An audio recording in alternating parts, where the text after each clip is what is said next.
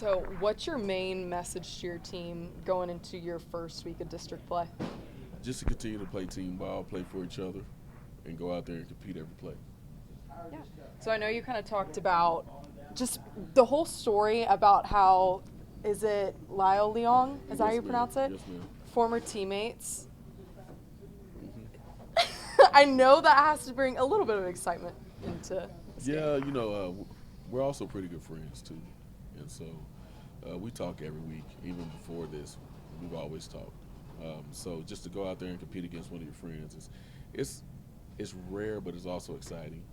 But we understand what's ahead of us, and we're going to go out there and coach our kids up and go out there and have fun. Yeah. How has non-district prepared you guys for, kind of the quote-unquote real season, where the drive to playoffs, truly begins for you guys?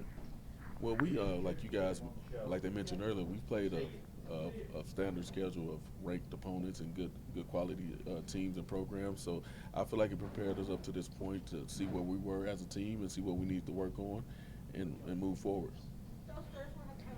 Last week y'all got that 42-22 win over Andrews. Do you think that, how does that give y'all's team momentum going into district play?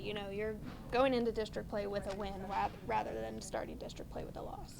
Well, success is not continuous in terms of you have to go out there and you got to reproduce that every day in practice. And so I make that known to my players. And, you can reference any sports, but you always got to practice harder than you did the week before.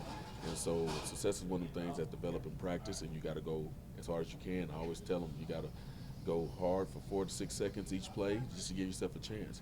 And so my main motto is to go out there, practice as hard as you want to play, because that's what's going to be reproduced in the game. And then, this game's been kind of dubbed as the Red Raider Bowl. How are y'all have that friendship, but I'm sure there's been talk in his locker room with his team and in your locker room. So how are you kind of letting your athletes not let their emotions overpower what is essentially just a game? We practice it every day. Don't let the moment be bigger than what it is. Just go out there and do your job, and go out there and play team ball, play for your teammate. And it's the old cliche, just do your job. And at the end of the game, we're gonna see where we lay. And then Levelland, they've kind of been known for putting up big numbers this year. So what's the key for the defense stopping them and shutting them down? Just going out there and playing a complete game, and actually taking care of the third downs and getting off the field on third downs and going out there and just doing your job. Coach, 2 weeks ago after the loss to Canyon Randall, you said the way we finished the game shows what this team is becoming, and y'all better get ready. You said that to me after the game. You follow that up with a big win over Andrews.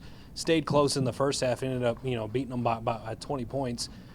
I saw that kind of what you were talking about in that, but just talk about how this team continues to come together. Well, it always starts off the field, and so my biggest emphasis is leadership. And so if you can lead from the player standpoint, then you got a good thing going. And so I always preach leadership and allow them to understand that a player-led team is better than a coach-led team, and hold each other accountable, also play for your brother.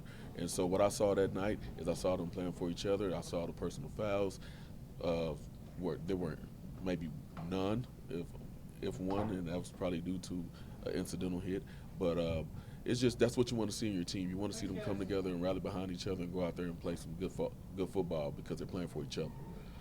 Coach, Levelland can score quickly, and they like to put the ball through the air, almost like a perfect matchup to what you want to do by keeping the ball on the ground and grind out time of possession.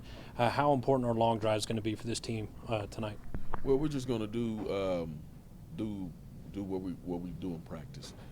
So we're just going to go out there and play our game and minimize the mistakes and minimize the things that can come back and be counterproductive. So we're going to play Estacado football the way we practice all week, and at a high tempo.